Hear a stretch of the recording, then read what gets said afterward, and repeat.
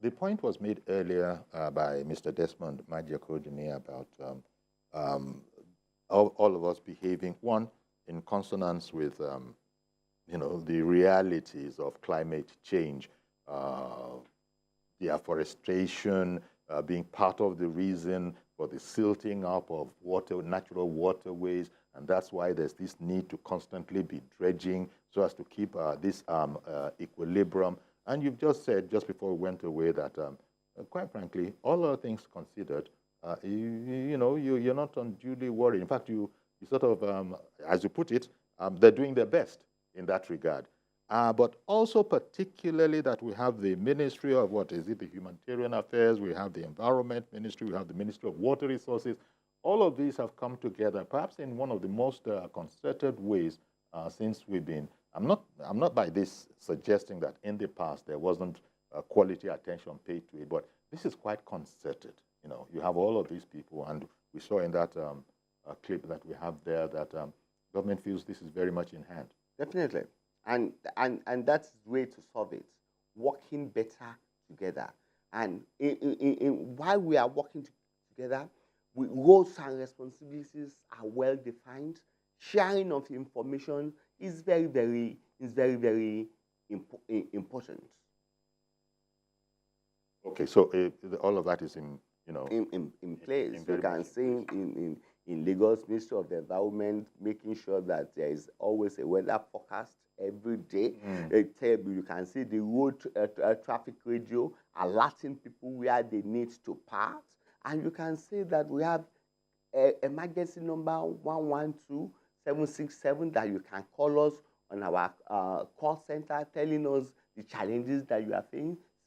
You can see our ambulance positioned strategically all over the state. We are working with the building controlling agency. We are working with the planners. We are working with the local government chairman. So to us, nobody in Lagos State should panic. What they just need to do is to abide with the rules and regulations. And it's also important to say that not just in Lagos State, but other emergency managers in other states that are coastal, no doubt must also be taking cognizance of. Definitely. And to realize that it's not about the state, it's about the people. And the impact is at the local government level. And they need to build the resilience from the local level. Okay. Now, Mr. Majekodunmi, I wanted to ask you the question, your evaluation of, given the facts that, look, climate change is with us. If you are sensitive to it, knowledgeable about it, the better for any such government or people who are responsible for this kind of thing. Now, we are already in climate change. As you said earlier, it's been with us for quite a while, and it does have its implications. What would be your evaluation as to the authorities' response to the phenomenon that we're calling climate change? You said that there is data, so if anybody cared enough, we could always look at patterns and that kind of a thing. So given all of that sort of analytical scientific approach, what would be your evaluation or assessment of the efforts of our people to, well, not exactly combat, but be ready and be able to accommodate climate change? Unfortunately, we, like so many other people in the world, are just not being proactive enough. Look, in 2015, the Secretary General of the United Nations was addressing about 95% of global leaders in Paris, including our own president at that time. And he said to them, mankind is waging war against nature, and this is suicidal. He used that word, that we're behaving in a suicidal manner because nature always fights back. And she's doing so with more and more vigor. Okay, that was in 2015. So all the world leaders said, we have to reduce this pollution. And we have to plant millions of trees to absorb the CO2. Guess what? by 2022, the level of pollution around the planet's atmosphere had never, ever been so high, despite everybody agreeing to reduce it. And this is why he is now saying, look, we're rushing headlong to a catastrophic consequence, and our foot is still on the accelerator. Imagine that. You're in a vehicle heading towards a cliff. You know, maybe the bridge at the end of the road has broken. And they're warning you, that you drivers, you leaders, the bridge is broken. And guess what? For various considerations, economic considerations, and so on and so forth, you're still pressing the accelerator. You're not even slowing down the process. So it is very, very worrying. However, having said that, there are indications that this new regime, this new dispensation of leadership in Nigeria, look as if they're on track to trying to do the right thing by coalescing governments of Africa, particularly West Africa, to come together as one voice and speak to the Western world, who are the ones who are the major culprits. They're the ones who've been polluting the atmosphere all this time in the process of their so-called development. Although, again, you know, it's questionable if you can actually ascribe what we've been doing to that particular word development, because if in the process of what you're doing, you're actually wrecking your planet's life support systems, then it's questionable that actually you can call it development. Anyway, he is promoting it. Mr. President, even before he came into power, was promoting that we have to get together as one and speak with one voice to the northern Western nations and tell them, collectively, yes, that we need funds. We need funds to adapt. Okay, massive adaptation programs, which, you know, we are involved in Lufasi and the Nigerian Conservation Foundation. We're now part of the Climate Change Commission. Massive adaptation programs, millions and millions of trees planted to stop the desert from moving in. Massive interventions along the river areas, the riverine areas, the slopelands. Again, nature. Plant many, many trees, do dredging upstream. Yes, we're doing dredging in Lagos. And also ensuring that people follow the regulations. All right, then. 3 days ago, I was at... One moment, Mr. Majekodunmi. I beg your pardon for interrupting you, but there's a caller on the line. I'm so sorry to interrupt you, but there's a caller on the line and we're in danger of losing him. David, calling in from Mowe. Good morning to you, sir, and thank you for holding on. Thank you very much for allowing. I've been wanting to speak through your program for a long time. Thank you for the beautiful work you are doing. Oh, you're very kind. My questions, first is to Mr. Majekodunmi. Okay. He has told us that because the earth is being, heat constantly, there's going to be, rain all over. Does it not negate the fact that there is deforestation all over the country that is resulting in the fight between, the farmers and herders? If more rain comes, is it not an advantage to us? Or how does that not contradict the fact that there is deforestation? That's number one. Then to our doctor, I don't expect a better presentation from him, especially as a civil servant. Over 15 years ago, for instance, when the doctor's quarters was on fire in Lagos, it was a private institution that brought the helicopter to rescue, people from the top of the building. And it was a contractor that supplied, the lift that took the firefighters to a very high place to put an end to the fire inferno. The question I want to ask is, what is the government doing? Say, for instance, Mushin and Idiaraba is always flooded.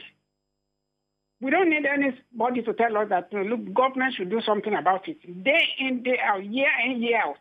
If there's any little rain, for instance, the whole place is flooded. Okay, I got you there. David, I got you there as it relates to the question you want to direct to Mr. Dr. Osanyintolu. But as for the question you directed to Mr. Majekodunmi, did you say that how is the effect of the reforestation efforts not being negated by these floods and these rains? Did I get that right?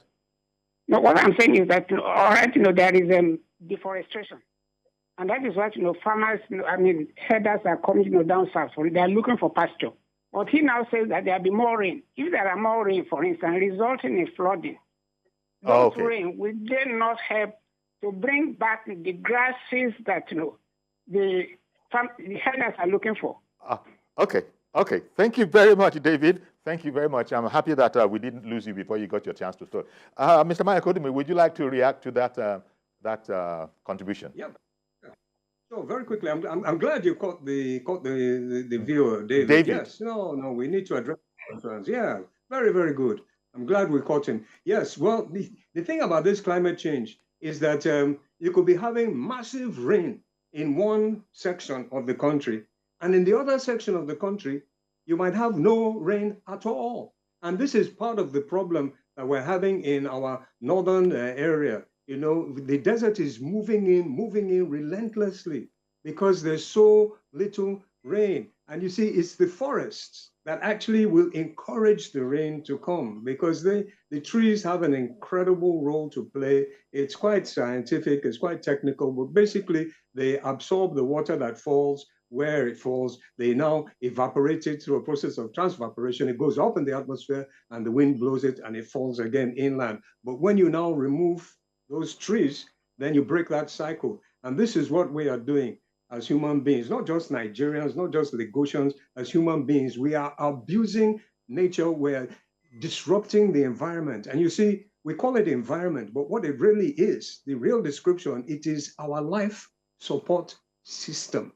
And we are disrupting it to an extent whereby we might not be able to stop the process of its deterioration if we continue this way. So we are encouraging massive reforestation and really protecting the forests that are there. And that is adhering to the laws. Indeed. It's all very well. You have a protected area and then people just pay small money and they come and cut the trees. Or like we have in some areas in Lekki at Okonaja, you have area where there should be no sand filling. This is mangrove because nature, with the mangrove, is using that to carry the flood water and even purify it and so on. And guess what? They're sand filling a place where they're not supposed to sand fill. Likewise, people should be admonished to throw rubbish into the drains. And I would advocate for more funding for LASEMA, particularly for their awareness programs. So all right, then. Exactly. Across to people. Exactly. Okay, sir. Ada in Jos, good morning to you, ma'am. Thank you for holding on. So just as you said, good morning, Mr. Yori. Good morning to your guests there. I think we are not all that proactive, if you ask me. Now, I don't think we have dredged our major rivers enough, like Benue and River Niger. Then states prone to flooding, they should build buffer dams or retention basins to accommodate any surplus water coming from either the Lado dam from Cameroon or wherever. So since 2012, how many buffer dams have we constructed in Nigeria since 2012? Then another thing is states prone to flooding should have flood estates where people can move to. We know when you say people should move, it's not that easy. That's what is making people reluctant to move. Let them have an estate that is permanently built there, not waiting for a flood to come. If they have started building since that time, since 2012, they would have had a vast area carved out for it, and then they will go there as a kind of emergency. That's the way to go about it. Apart from sensitization, telling people not to cut trees and all that. But as much as I'm against their cutting trees, kerosene is so expensive. And most of the masses, that's what they use. They can't lay their hands on it. What do you expect? An angry man is a hungry man. So these are the things we should address squarely. All right, then. That's not give up Nigeria. Thank you very much for calling in. Now, of course, you probably want to respond to that, but remember the question that I think it was David who asked a question both of Mr. Majekodunmi and... yes, Mr. David was concerned that the private organization are working with us. It's part of our emergency structure that we put in place for us to be able to work with private organizations, for us to be able to work, to have a clear risk mapping, risk analysis, and resource mapping of this of the state. And while roles and responsibility are well defined, government cannot do it alone. We have to ensure that we work with other key stakeholders. Disaster management is a multidisciplinary multi-stakeholders, multi-jurisdiction. So we have to come together to solve this problem together. Like what we did when a 21-story building collapsed at Gerard, we worked with Julius Berger, we worked with Starberger, we worked with other private organizations. Okay. It's part of it. Now, so it's not a defect. It's not a defect at all. It's the way it was structured. It is the way it was because structured. The way Mr. David might have given the impression that how your capacity, what is it? After all, you were assisted from the outside. But no. This is what you just explained. Yes. Even though you people have monumental equipment of your own, yes, the very structure of the place is to work together. Yes, the private sector can participate very well with us. I know that there's more, but Mr. Ibrahim in Kaduna, good morning. No, good morning, sir. Thank you for calling in. And good morning to your two guests. Yeah. Guys, very good, interesting topic that you brought to us this morning, Uncle Yori. You see, quite okay, what I could say is that, yes, we, as a people, we are offended nation, true. But what is coming out from all the guests, we offended the nation. Now, government has given us an advice, all the Cameroon, so they are going to open all their lockdown down. Fine. Government now, what is their plan?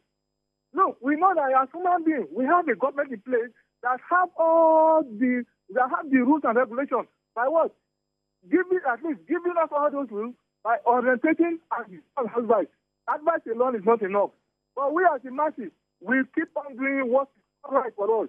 But government will not relent on that. Let them keep on doing what they know best by using all media houses to speak to our people in their local language they understand. But we again, you as the people, the experts in position as well, like this Mr. Majekodunmi, I don't understand the name quite okay. He also have to do his own by also coming to the media and let us know what is going on to the nation. Yes. Now, worldwide, we have what we call environmental hazards. Every place today now have that effect. What are we going to do?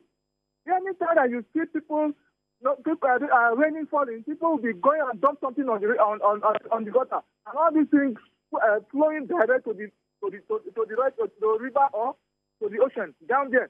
But the effect is now what we are going to face today now. Nigeria, I want Nigeria government to take their post to do what? Start to let us have our own dam. Every state, every state, that have those big rivers, so that we use that one as a way of cultivating our own plants. Now we have food shortage every place. All these things will contribute together that will make us a great nation, not only in Africa, but the world at large.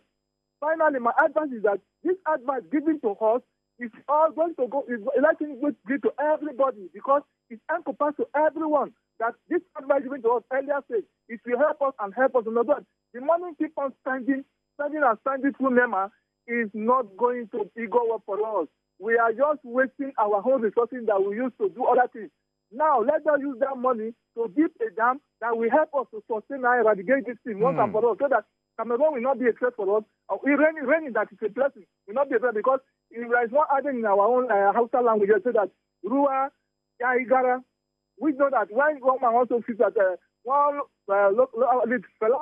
late fella also think that water no get enemy. Anytime we say that we want to hot water will definitely hot water. We will not stay away from it. We are all going to stay together. Water is a blessing to us. Thank you very much. That is my own little advice. May God help us. Indeed. Thank you very much. It wasn't very little, but it was quite important. Mr. Majekodunmi, I wonder what you think of his submission that, well, you heard it. You heard it. Water, he no get enemy. Very, very, very relevant. The forces of nature are far, far, far greater than us, and we need to learn to live in harmony. And this is the silver lining on what is actually a very extremely dark cloud. United Nations Secretary General doesn't make statements like that too easily unless he's convinced that he needs to do it. But I'm also very encouraged that Mr. President's attitude, even before he came in, seemed to be like, okay, we're going to come together as West Africans. We're going to come together and go to the rest of the industrialized world, the developed world, and say, look, We have to join hands. You people have to bring out funding in order that we can do what is necessary.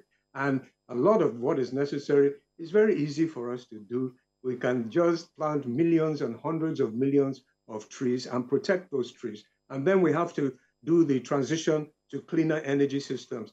You know, the oil is too valuable to burn.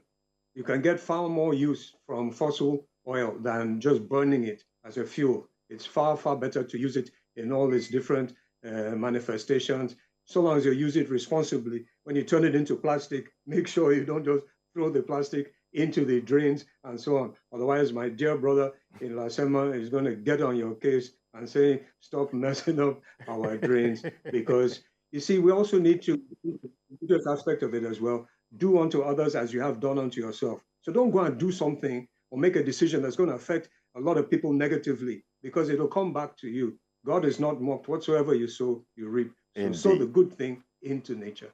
Well, I want to thank you very much, Mr. Majekodunmi, Mr. Desmond Majekodunmi. Thank you very much for making the time for us this morning. We've run out of time, but as always, we appreciate when you come on and talk to us about environmentalism and those things that we need to be aware of. Desmond Majekodunmi, environmentalist, chairman, Lekki State Urban Forest and Animal Shelter Initiative. Thank you very much once again. Okay, then. Now, just as we go now, I thought that just some of the things that we observe in Lagos, that is in his preserve, I think there are communities in the Lekki axis, Ibeju, if I'm not wrong. No, maybe I should, where the ocean seems to be reclaiming some communities. And that was before anybody opened any dam. In brief, any kind of encouragement in terms of what can be done or what will be done for such communities? Look at what is happening at Esiosa, local government. Okay. And again, look at what happened in Victoria Island and see what the state did. See the commitment the states put in place, and see what the activities that was done at that arena, yes, and see how Bar Beach area, and see how we claim back Ahmadu Bello Street, the Victoria Island, and that environment. The state, Lagos State has done it before. We are ready to do it again. And that is why our Ministry of Environment and Waterfront, they are coming up with a people-oriented plan, and they are going to put in place. And it has to go through a lot of planning, positioning, and maybe implement. But all hands, all hands on deck. And we have already informed the people that are vulnerable to it. Okay, Dr. Osointu, I was going to say we've got to go because I know there's an encyclopedia of knowledge. This is life. That you want to share with us. This is safety. However, this is safety of life and property. We can't buy. We still are constrained by time. Oh thank you God, very much. Time is important. But don't forget, emergency number of Lagos State is 112767. If you call us anytime, we are proud to manage the golden hour. We will be there for you. Thank you very much. That's Dr. Femi Okeosointolu for you, Permanent Secretary, Lasema. Appreciate your making time for us this morning. Thanks.